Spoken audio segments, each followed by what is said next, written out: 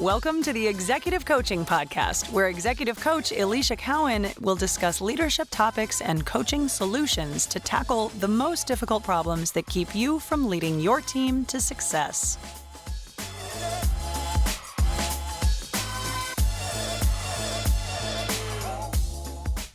Hey there, executive leaders.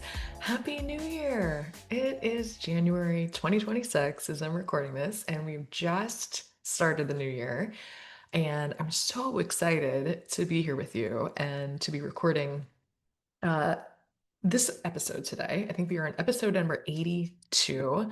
So welcome. Around the Cowan House, we had a fantastic Christmas and New Year's. The last time I recorded, it was way before the New Year's. I was trying to get ahead of everything before the holidays. So the last time I talked to you, we were just heading into the holidays, and now we've just wrapped up the holidays, and it was lovely.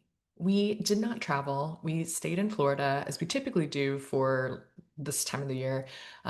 Typically, now that we live in Florida, we're like the hub. And so everyone travels to us wanting to escape some of the cold weather that they're in and come down and visit. And so we had family and friends in town visiting, enjoying the beautiful weather and relaxing. And one of the fun things we got to do besides hanging out at the house and being in the pool was my sister and brother-in-law came into town, and we went out to Epic Universal, which is the new theme park at Universal Studios, and went there after the new year and had a blast. It was so much fun. If you have not been yet, it is fantastic.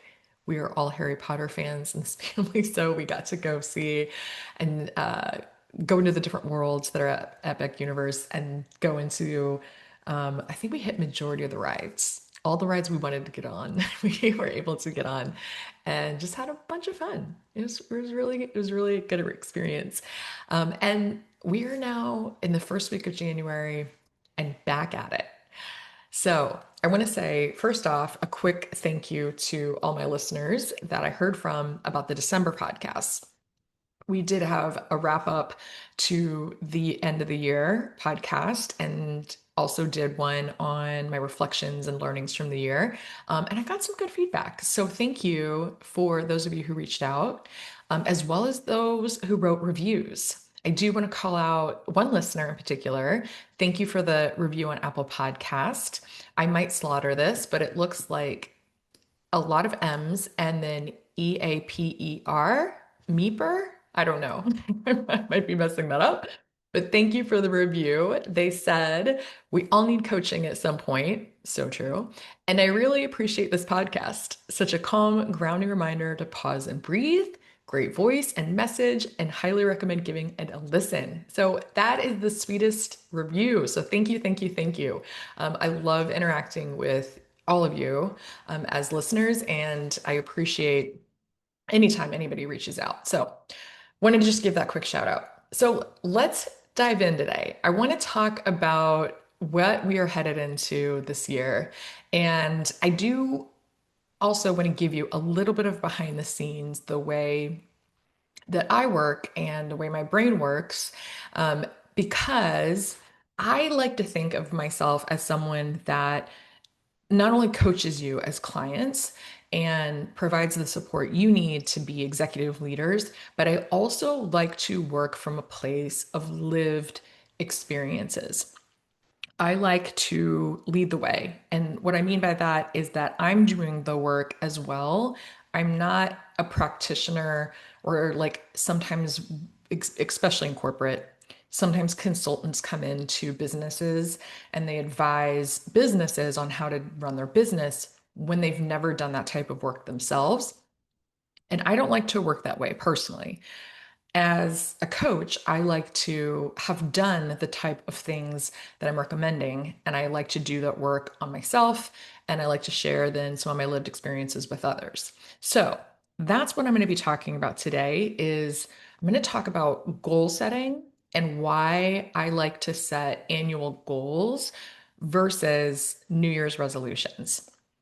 So that's what we're going to be talking about. And again, I have zero judgment on what your preference is. If you love New Year's resolutions and changing habits, all of that's good and well.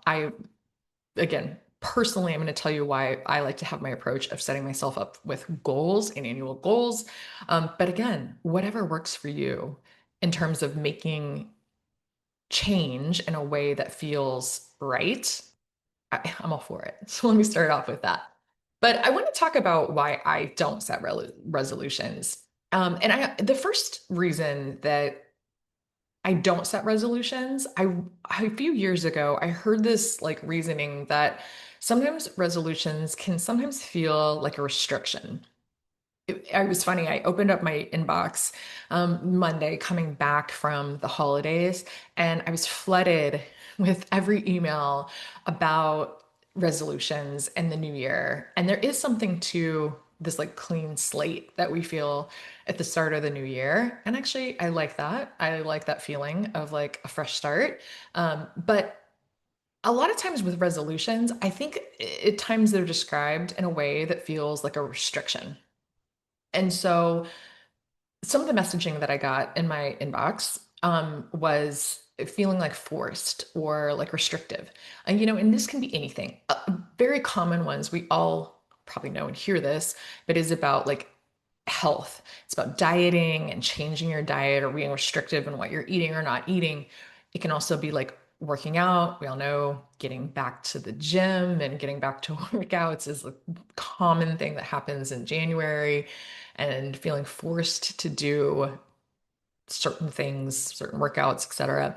And basically, it feels like cutting things out through like this sheer willpower. And I believe for myself, it comes with this underlying message that something is currently wrong with the state that you're in.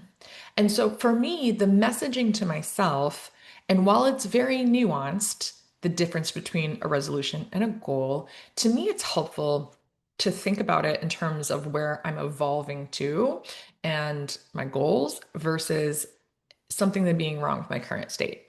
So for me, goals are about evolution, and they're about deciding who I'm going to become and then aligning my actions to that version of myself.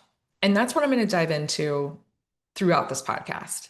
So the first thing that I like to do in terms of goals is I like to think about my identity and how I become that identity before I'm actually ready. So here's what I mean by that. One example that I have for you is a couple of years ago, I started my business. Like I think I told you in my previous podcast, we're celebrating and going into 6 years now. I've celebrated, 5 years of business. This will be my sixth. And I started becoming and practicing as an executive coach even before that. So I started my business. I decided I wanted to be a coach specifically an executive coach. And when I first started that goal and that work for myself, I'll admit it was really hard to tell people what I was doing. And I had had 20 years of experience of being a leader and working in corporate and managing people and being in HR and an HR leader and advising people. I had done this type of work before. So it's not as if I was starting something completely foreign and new to myself. However, to myself, I did feel like it was new and I hadn't, quote unquote, done it yet. And so that entrepreneurship was totally something foreign to me. And so, some of the thoughts that were running through my head were like, who am I to say I am a coach and I'm an executive coach or I'm a business owner when I haven't necessarily run a business for an entire year or longer yet. And my business hasn't like been quote unquote successful because I'm still launching. And so a lot of that ran through my head. But the truth is, I knew I had to claim this identity before I fully grew into it. And so my goal back then was not just to start a business. The goal was to become this version of myself who could run that business, who could be an entrepreneur, who could own the identity of being an executive coach And that, my friends, was uncomfortable. And so there was an entire year, I believe it's 2021, that I spent an entire year with the theme of embracing discomfort. And I've talked about this on the podcast before, but probably not in the relation to like my goal and what I was thinking and how I was feeling at that time. But I've talked about this theme of embracing discomfort because I wanted to really get comfortable with it. Just saying, like, this will be uncomfortable, and that's okay. There's nothing wrong with that.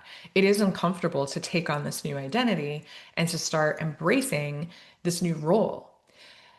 Now you fast forward, we're in 2026. Again, I'm going into 6 years, having been an executive coach. I have now 6 years under my belt of being a business owner and have proven myself that this business can thrive and be successful and profitable. And now it's not even a thought about this version of myself. It's not even a thought that this could be anything but the truth. I fully own that I am an executive coach. I fully own that I can be an entrepreneur. Now, there are other uncomfortable thoughts about my next goals, about where I want to head in the future, where my future self is headed as I continue to set the bar higher and higher for myself. Now, that's the new discomfort, and that's the new level that I'm working on in terms of identity. So I'm not saying this goes away. However, I'm saying the difference between the resolution and embracing identity before you're actually ready, really like your future self and embracing that, it is a process. And as I was like preparing for this podcast, I was writing this down and preparing my notes, and I was thinking about it. I was like, I feel very comfortable in saying I'm an executive coach. And it made me realize, like, it made me like look at my goals and saying, where do I want to decide to be more uncomfortable? Because if I'm comfortable in the space, I really question, like, am I taking enough of a risk and a leap into a new identity for my next version of myself? And so I want you to see behind the scenes a little bit about like the way my brain works, because I think this can absolutely apply to you. So as you're thinking about 2026 and beyond, is there a new identity? And this doesn't mean, again, I know that sounds a little bit like, I don't know, maybe odd and out there, right? It looks like this new identity. It doesn't mean you're like coming like a completely different person, or you're like, but it's basically, who do you want to evolve into? Like, who is the next version of you that you want to take on?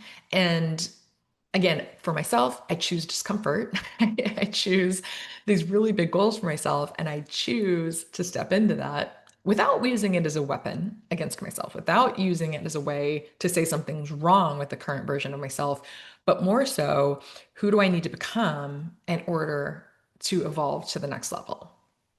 Okay. So question yourself, I guess, ask yourself the same question. If you want to do this work on your own, is who is the next version of myself that I would like to potentially become? Okay. The next step that I use for myself is I like to think about my annual goals helping to support my long-term vision. So my annual goals are always part of something bigger and something more long-term. They're always connected to these long-term goals. And then I take my long-term goals and I'm breaking them up and chunking them into yearly and quarterly and monthly goals as well. So they're not just like random one-off resolutions that I just decide on a whim because I'm like not happy with, again, with my current state. I'll use this example throughout of my business. And one of the goals of my business and what I wanted to always do was to start a podcast. So this podcast is a great example of an annual goal that served a long-term vision. When I started my business, I was influenced by my coach and by her podcast.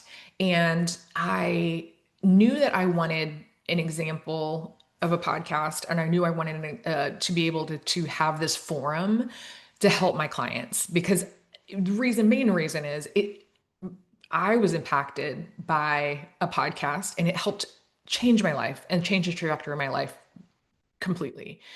And so I wanted to have that same similar positive effect. And so one year, my goal was simply start a podcast. And that meant for me a very long year of discomfort and choosing all the new learnings, learning how to record and what equipment to use and all the technology behind it, figuring out how I partnered. I do have a podcast team. Shout out to Cashflow Podcasting. They are an amazing team. But figuring out how to work with them as partners and what they needed and getting my deliverables to them on time and figuring out and building that relationship with them. I wanted to understand like how to promote my podcast and how to market it and how to talk about it, how to get listeners to listen. And also I had to figure out, how to develop content and how to show up in a way before I felt confident at it, because that was definitely not the case when I started, but how to show up in a way before I felt like I was good at it. And it was hard. And there were a ton of steps and still are. And the original goal that I had was not to reach thousands or hundreds of people. And it wasn't to like get top rated or be the most popular. My goal was literally just, I want to help and impact one person. That was it. That was all. If I can help one person, I will feel like I have done my job and it's a success. And now I'm a few years into this, and nowhere near done evolving, by the way. But years later, I still get really genuinely excited when a client or a listener tells me that an episode helped them, that helped them and how it helped them. So, again, recently I just spoke with clients and we were talking about some of the podcast episodes that they had brought up and talked about some elements that had helped them. I've had people tell me how they've taken some of the work into their workplace and it's affected them and helped them have conversations and take action. That lights me up. It helps me keep going and keep doing this work. And so that feeling has not gone away of the desire of wanting to help just one person and help impact one person. And like I said, I am nowhere near done evolving with this podcast. I have not arrived yet. I am not done. I am not complete. And I still have goals for the podcast this year. However, as long as I am helping people through it, and as long as I'm helping one person through it, my mission is being fulfilled. And so, how you can, again, take this work and apply it to yourself is look at your long term vision for where you're headed and what you want to do and what your goals are. And then figure out, is there an annual goal that will serve that longer term goal? And how do you break it down? And if that is something you want to work on, how do you make it attainable within the next quarter, a couple months, et cetera? What are some of the first next best steps? Okay. The next step I want to talk about with goal setting is, for me, it helps me as using goals as a filtering tool. One of the biggest benefits that I have for myself of setting goals is it allows me to get really clear and focused on what's next. So, what I mean by that, my goals help me focus on the few and not the many. So, if I have a couple of goals and I pick them in different areas of my life, I try not to overwhelm my list of goals with too many things, because I know myself well, it's not realistic. And so I just try to focus on a few areas that allow me to help filter my decision making through those goals. So, for example, and using my podcast example, if one of my goals was the podcast, I know that if that's my main goal, I can't decide to go into a lot of different platforms and social media platforms that are not that goal, right? That are like, I'm not actually not on TikTok. I am I'm not on Snapchat. I'm not on, I don't know. There's a lot of other tools that people use in terms of marketing. It's just not something I do. I try to focus on the ones that I really decided to hone in on and helps me prioritize what actually matters as I'm setting these goals. My goals tell me where to spend my time, and they, just as importantly, tell me where not to spend my time. This also helps me with deciding what to outsource.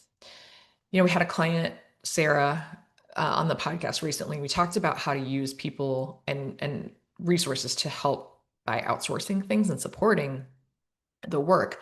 And my goals help me decide, do I need to do this myself, or is this something that I should ask for help with? So, like I said, my podcast is a great example. I have support with it. It also helps me decide for things and tasks around the house that are not my most important work, maybe like cleaning my house, for example. I outsource that and I get help from an amazing team who is way better at it and way more efficient at it than I. And my goals help me identify what is the next best step for me without getting distracted by everything else that is going on in my life.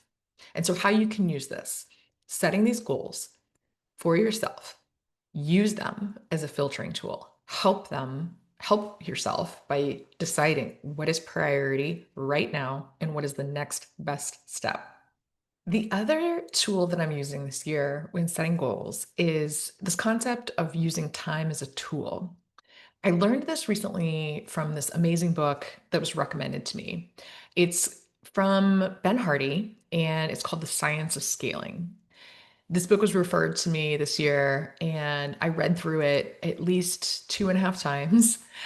And the core concept, essentially, and trust me, you should read it for yourself. I'm probably not going to do it as even close to as good of justice as the author can do. But essentially, the concept is to use time as a tool and set an impossible goal for yourself. That's what we've been talking about this whole podcast of just like this goal that seems relatively unattainable, but still doable in your lifetime. And when you set that impossible goal, then you set an extreme deadline and it makes you completely like radically rethink how you would approach it. And the concept is basically that the extreme deadline will help reveal a better path to get there versus just incremental growth. And the concept isn't to work harder, it's actually to work smarter. And so that's a big part of it. Because sometimes I think when people think if we push up the deadline, there's only one way to get there and it's to muscle your way through it. But it's actually the opposite. When you push up the deadline and do it in this like what it feels like an impossible time constraint, it actually, these intense constraints, they actually force us to strip away all the unnecessary steps and then also, it accelerates our learning and also reveals to us what the exponential solutions could actually be. So, time can either be used to demotivate us, like be used against us and pressure us and shame us for not doing what we think we should, or like it gives us sometimes comparison, or we can use it as a tool to motivate us. And this book radically changed how I think about time and how to use it. And so I highly encourage you to read it. But what I would do as an example is to ask yourself what long-term goal or what long-term plan do you have, and what time frame are you giving yourself, and what would you do or change if that goal was cut into a very short time frame? Like, what would you have to change? What would you have to strip away? What would you have to immediately take action on versus procrastinating? And that type of concept can really help change your thinking. And one thing that I did with a client is we compressed time on a goal that she had. She already had this impossible goal that we had been talking about and working towards and taking steps towards. And candidly, she felt a little bored. She felt like she had some goals in mind for the year. We were talking through her annual 2026 goals, but she didn't feel really motivated by them. She's a super high achiever. I know she's a listener of this podcast, so shout out to you. You know who you are. She is highly accomplished, top in her industry, top in her organization. She's it. She's what a lot of us strive and achieve to be. She has reached the pinnacle and she still wants more for herself. And so we talked about our goals, and while they were what anyone would consider really big, lofty goals, to her, they did not feel motivating and exciting. So I brought this concept to her, and what we did was we compressed the time frame. So instead of framing her milestones and this goal over many years, we compressed the timeline into just a few months. And then asked the question, if we had to achieve this in the next few months, what would you have to do or stop doing today? Immediately, she came with ideas and results that she had to achieve and things that she could do right away to start the progress. And in actuality, she had already taken steps towards this goal. She just wasn't taking as quick of action on some of those things that she had formulated. And so the result was she felt more energized. She did not feel overwhelmed. She felt motivated. She was not demotivated by this goal. And she was excited about what was next for her instead of feeling bored or stuck.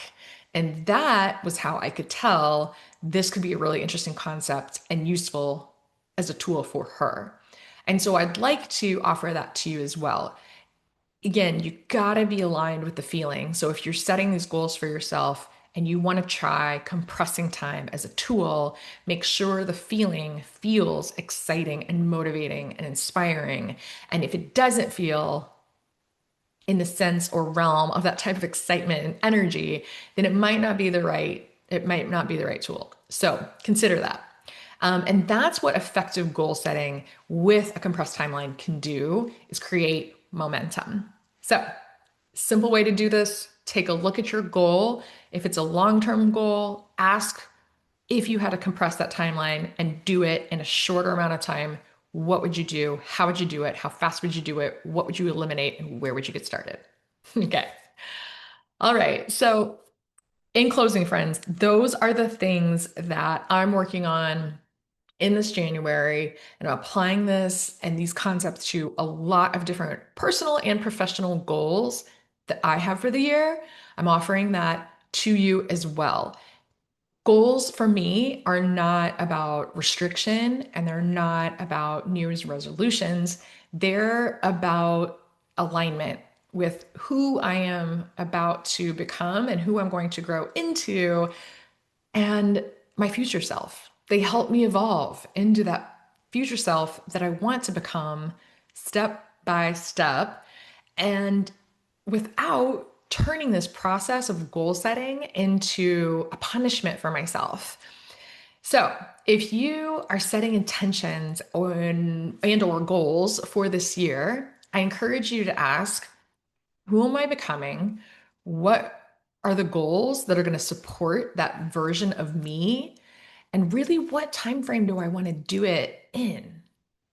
And like I mentioned with my clients, I am doing this work right now. We are setting our goals and our intentions for 2026. We are in the process of setting that vision and working together on that. And if you want that for yourself, if you're feeling a little bit stuck or lost or not like you have the clearest direction and you'd like that, that's the work that I do. I invite you to come and talk to me about it, see if it's the right fit for you. We can talk about next steps. And it's so easy, friends. You can reach out to me on my podcast website. Just go to my website, EliciaCowanCoaching.com. It's Alicia, Elisia, Cowan, Keown, coaching.com. And you can reach out to me directly through that website. It's really easy. And let me know what's on your mind, friends.